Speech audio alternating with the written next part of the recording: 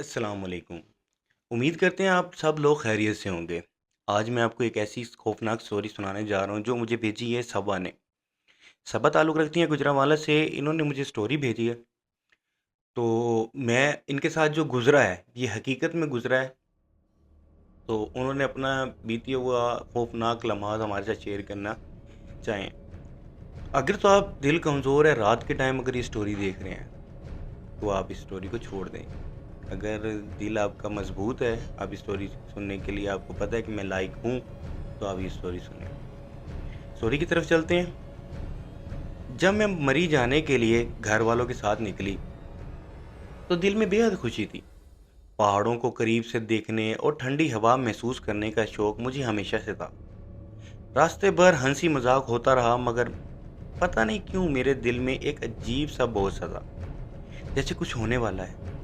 जब हम शाम के वक्त मरी पहुंचे, तो वहाँ हवा में सर्दी और धुंध का राज था।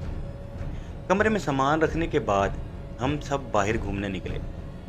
पहाड़ी रास्ता सुनसान और दूर दूर तक फैली धुंध ने माहौल को मजीद पुरअसरार बना दिया था। मैं बाकी सब के साथ जंगल की तरफ बढ़ी ही थी कि अचानक मुझे यूं लगा जैसे कोई मेरे पीछे चल रहा हो। मेरा दिल जोर जोर से धड़कने लगा। मैंने पलट कर देखा तो पीछे कोई नहीं था, मगर धुंध के अंदर एक लम्हे के लिए मुझे एक साया सा दिखाई दिया, जो फौरन गायब हो गया। मेरे कदम कांपने लगे, लेकिन मैंने सोचा शायद ये मेरा वहम है। फिर मैंने अंदर ही अंदर एक अनजाना सा खौफ मेरे साथ चेक किया। इस वक्त मुझे बिल्कुल अंदाज़ा नहीं था कि मेरे ये सैर खुशी की बजाय एक खौफनाक राज की तरफ ले जाने वाली है। क्या जाने। सबा ने कहा कि अगली सुबह मैं खिड़की के पास खड़ी पहाड़ों को देख रही थी। धुंध की चादर अभी भी हर तरफ फैली हुई थी और दूर दूर तक कुओं की आवाज़ आ रही थी। वो आवाज़ सुनकर जाने क्यों दिल में अजीब सा खौफ गया। नाश्ता करने के बाद सब ने माल रोड जाने का प्रोग्राम बनाया, लेकिन मेरा दिल नहीं मान रहा था। मैंने अम्मी से कहा, अम्मी मेरा दिल घबरा रहा है, आपके साथ मैं होटल में ही रहना चाहती हूँ। अम्मी ने मुझे प्यार से समझाया कि बाहर घूमने से तबीयत बेहतर हो जाती है। बाहर घूमने से इंसान दूसरों को देखता है, तबीयत बेहतर हो जाती है। मजबूरी में मैंने सब के साथ चल पड़ी, हाँ भर दी। रास्ते भर लोग खुशी थे, तस्वीरें बना रहे थे, लेकिन मेरा ध्यान बार बार पीछे जा रहा था। ऐसा लग रहा था जैसे कोई मेरा पीछा कर रहा। हम एक छोटी सी सुनसान गली से गुजर रहे थे कि अचानक मेरी नज़र एक पुरानी टूटी हुई इमारत पर पड़ी। खिड़कियों में शीशे नहीं थे, सिर्फ लकड़ी के कटे फटे फ्रेम लटक रहे थे।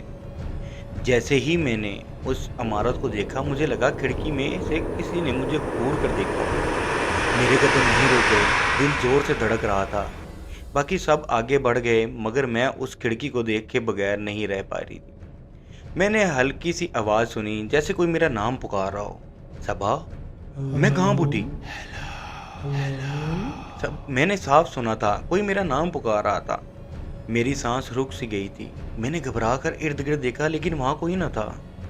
बाकी सब लोग आगे बढ़ चुके थे। मैंने कदम तेजी के साथ और उनके साथ जा मिली, मगर दिमाग में वो आवाज़ बार बार गूंज रही थी।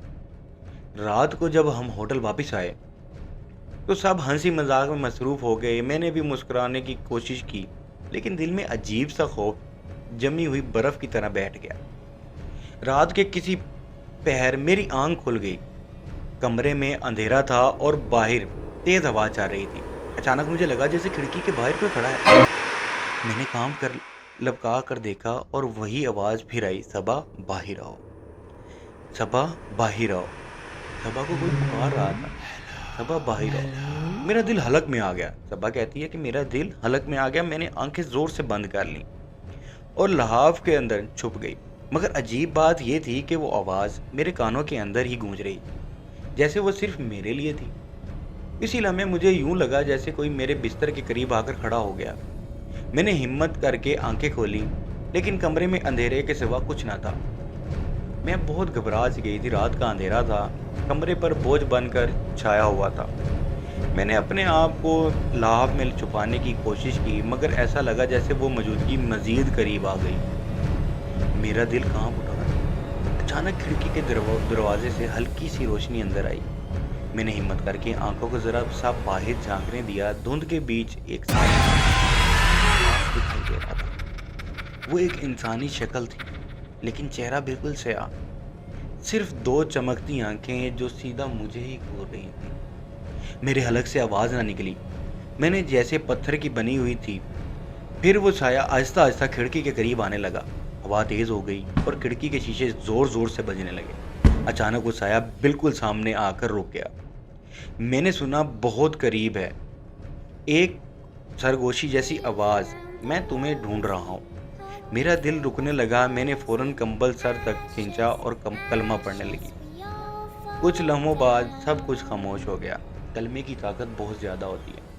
सुबह जब आंख खोली तो सूरज की रोशनी कमरे में फैल चुकी थी। सब लोग जाग रहे थे और मामूल के मुताबिक तैयार हो रहे थे। किसी को कुछ भी अजीब महसूस नहीं हुआ। मैंने सबको बताना चाहा, लेकिन फिर सोचा कोई यकीन ही नहीं करेगा। मगर एक बात तय थी, वो साया ख्वाब नहीं था। सुबह के वक्त मैंने खुद को समझाया कि शायद रात का वो सब मेरा वहम था, लेकिन जैसे ही हम सब नाश्ते के बाद बाहर निकले, अजीब वाकयात फिर शुरू हो गए। हम एक पहाड़ी रास्ते पर जा रहे थे। इर्द गिर्द ऊंचे दरख्त और नीचे गहरी खाइयां थी। बाकी सब तस्वीरें ले रहे थे, लेकिन मेरी नज़र बार बार पीछे जा रही थी। और फिर अचानक मुझे साफ दिखाई दिया, वही साया एक दरख्त के पीछे छुपा हुआ, जैसे मुझे देख रहा हो। मैं चौंक कर पलट गई और बहन को आवाज़ दी, तुम्हें वहाँ कोई दिखाई दे रहा है? बहन ने हंस कर कहा, किधर? तुम्हें वहाँ कोई दिखाई दे रहा है? बहन ने हंसकर कहा, किधर? वहाँ तो कुछ भी नहीं है। मेरे रोंगटे खड़े हो गए। क्या ये सब सिर्फ मुझे ही नजर आ रहा था? दोपहर के वक्त हम सब एक पुरानी दुकान पर रुके। जैसे ही मैंने दरवाजा खोला, अंदर से हवा का एक झोंका आया और पुरानी लकड़ी की कुर्सी जोर से हिली। दुकानदार बूढ़ा सा आदमी था। उसने मुझे अजीब सी नजरों से देखा और बोला, बीबी, आपकी आंखों में थकन नहीं, खौफ है। ये जगह सबके लिए नहीं है। मैं साकत रह गई। मैंने इससे पूछा, आप क्या कहना चाहते हैं? वो आहिस्ता से बोला, कुछ पुराने साए हैं जो सिर्फ मुंतखब लोगों को के पीछे लगते हैं और आप इनकी नज़र में आ चुकी हैं। मेरा दिल डूब गया। मैंने जल्दी से दुकान से बाहर कदम रखा, लेकिन बाहर निकलते ही एक बार फिर मुझे वो आवाज़ सुनाई दी। इस बार ये दिन की रोशनी में हुआ था। इस दिन के बाद मेरा सुकून बिल्कुल ख़त्म हो गया। वो आवाज़ अब सिर्फ रात में नहीं बल्कि दिन की रोशनी में भी मेरा पीछा करने लगी थी। कभी बाजार के हजूम में, कभी पहाड़ी रास्तों पर और कभी होटल के कमरे में। एक शाम हम सब होटल के लॉन में बैठे थे। सब बातों में मसरूफ़ थे, लेकिन मेरी नज़रें बार बार दरख्तों की तरफ जा रही। और फिर अचानक मैंने साफ देखा, वही साया दरख्तों के पीछे खड़ा था। इस बार वो सिर्फ खड़ा नहीं था, बल्कि इशारा भी कर रहा था कि मैं उसके साथ आऊं। मेरा दिल तेज धड़कने लगा। न जाने क्यों मेरे कदम खुद ब खुद इस तरह बढ़ने लगे। मैं सबको छोड़कर लॉन से बाहर निकल आई। किसी को एहसास भी ना हुआ कि मैं कहाँ जा रही हूँ। वो साया धुंध के अंदर आगे आगे चल रहा था और मैं पीछे पीछे रास्ता तंग होता जा रहा था। दरख्तों की जड़ें मेरे पाँव को पकड़ने लगी और चारों तरफ सन्नाटा था। आखिरकार वो ये साया एक सुनसान जगह पर रुक गया। वहाँ पर एक पुरानी कोठी खंडर की सूरत में खिड़की खड़ी थी। टूटी खिड़कियाँ, दरवाजों से झांकती गाड़ियाँ और दीवारों पर काली जमी हुई। साया आहिस्ता आहिस्ता उस कोठी के अंदर दाखिल हो गया और ना जाने क्यों मैंने भी कदम अंदर रख दिया। जैसे ही अंदर कदम रखा, मेरे कानों में वही खौफनाक सरगोशी गूंजी, सबा, अब तुम वापस नहीं जाओगी, अब तुम वापस नहीं जाओगी। जैसे ही मैंने उस कोठी के अंदर दाखिल हुई, पीछे का दरवाज़ा जोर से बंद कर दिया। मेरी चीख अलग में ही दब कर रह गई। मैंने पूरी ताकत से दरवाज़ा खोलने की कोशिश की, मगर वो जैसे बाहर से बंद हो गया था। अंधेरा गहरा था, सिर्फ टूटी हुई खिड़की से हल्की हल्की रोशनी अंदर आ रही थी। पुरानी दीवारों पर काई जमी हुई थी और छत से पानी टपक रहा था। हवा का झोंका गुजरता तो पुराने दरवाजे और फर्नीचर खुद ब खुद चकराने लगते। अचानक मुझे लगा जैसे ऊपर की मंजिल से किसी के चलने की आवाज़ आ रही है, भारी कदमों की गूंज जो आहिस्ता आहिस्ता सीढ़ियों की तरफ बढ़ रही थी। मेरा दिल धक धक करने लगा। मैं पीछे हटने लगी तो अचानक कमरे के कोने में रखी एक पुरानी कुर्सी खुद ब खुद हिलने लगी। फिर एक वो पुराना आईना दीवार से गिर कर टूट गया और इसके टूटे हुए टुकड़ों में मुझे वही चमकती आंखें नजर आईं। मेरे कदम जमीन में धंस गए, सांस लेना मुश्किल हो गया था। इसी लम्हे ऊपर से दरवाजा चरचरा कर खुला और सीढ़ियों पर कोई उतरना शुरू हुआ। भारी आहिस्ता आहिस्ता एक कदम की आवाज मेरी रीढ़ की हड्डी में सनसनी दौड़ गई और फिर वही आवाज गूंजी, सबा मैं तुम्हें ले जाने आया हूँ। सबा मैं तुम्हें ले जाने आया हूँ। सीढ़ियों पर कदमों की आवाज आती जा रही थी। मेरा दिल हलक में आकर अटक गया।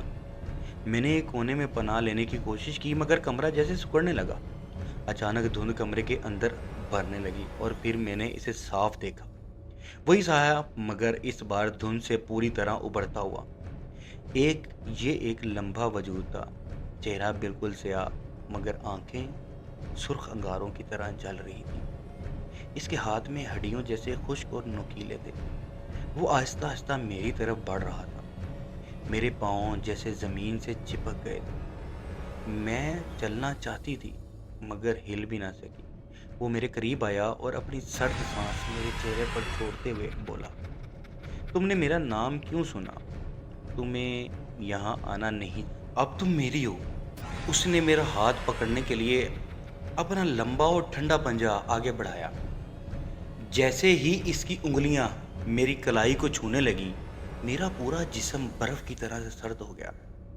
इसने चीखने की कोशिश की, मगर आवाज ना निकली।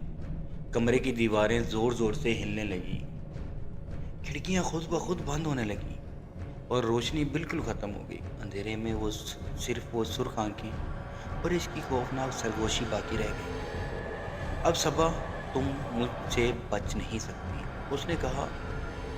वो साया मेरे बिल्कुल सामने था। इसकी के पंजे कलाई को छू रहे थे और मैं बर्फ की तरह सर्द हो चुकी थी। मेरा दिल तेज तेज से धड़कने लगा, मगर जुबान पर आवाज नहीं आ रही थी। अचानक मेरे जहन में वो दुकान वाला बूढ़ा याद आया, जिसने कहा था कि ये जगह सबके लिए नहीं है, ये साये मुंतखब लोगों को के पीछे लगते हैं। मैंने पूरी ताकत जमा करके दिल ही दिल में कलमा पढ़ना शुरू कर दिया। कलमा बहुत बड़ी ताकत है। जैसे ही मैंने ये पढ़ा, वो साया एक लम्हे के लिए रुक गया।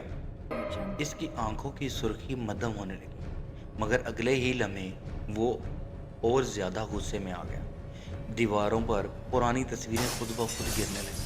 छत से परिंदे उड़कर शोर मचाने लगे। मैं पूरी हिम्मत से दरवाजे की तरफ दौड़ी। हैरत मेरे तौर पर वो दरवाज़ा जो पहले बंद था, अब खुद ब खुद खुल गया। मैं अंधाधुंध बाहर की तरफ भागी। जैसे ही मैंने कोठी की दहलीज पार की, मेरे पीछे एक जोरदार चीख सुनाई दी। मैंने पलट कर देखा तो कोठी की खिड़कियां एक साथ बंद हो गई और अंदर की सारी रोशनी बुझ गई। मेरे घर वाले मुझे तलाश कर रहे थे।